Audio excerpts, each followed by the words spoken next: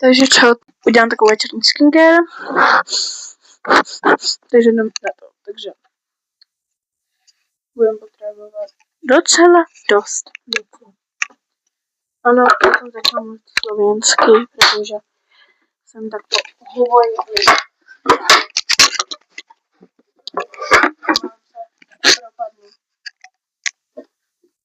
Akorát, já nevím, že dneska budu dělat skincare, jakoby já tady nič nemám.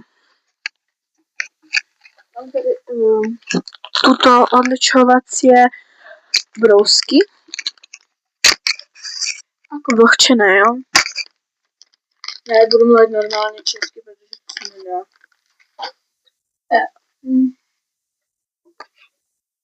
Vole. To se nedá.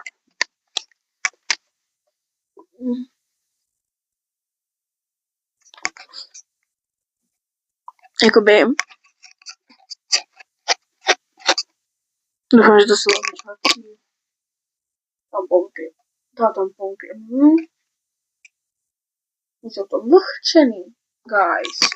Já to nevím. Nevím, tak jako já jsem úplně retard. Ako, já budu mluvit slovensky normálně. I když jsem Češka, no. A už začnu mluvit slovensky, jako to byla velmi, no.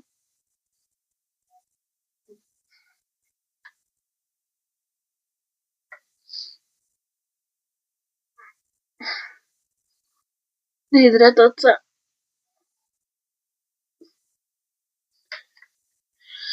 Já to normálně vidím, jo. A když se stalo třeba, co bude, to je taková jako věc, já teď nevím, že to je mikrofon, ale třeba já vezmu třeba, ne to je jednoduchý, třeba tohle, a to nemám to potvrdím.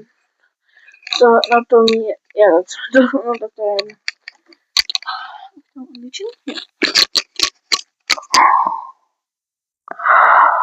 Chufa.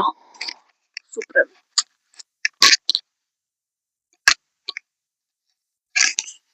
Akorát to mě úplně nebaví. Nevím, co budem dělat, ale to je nadějně.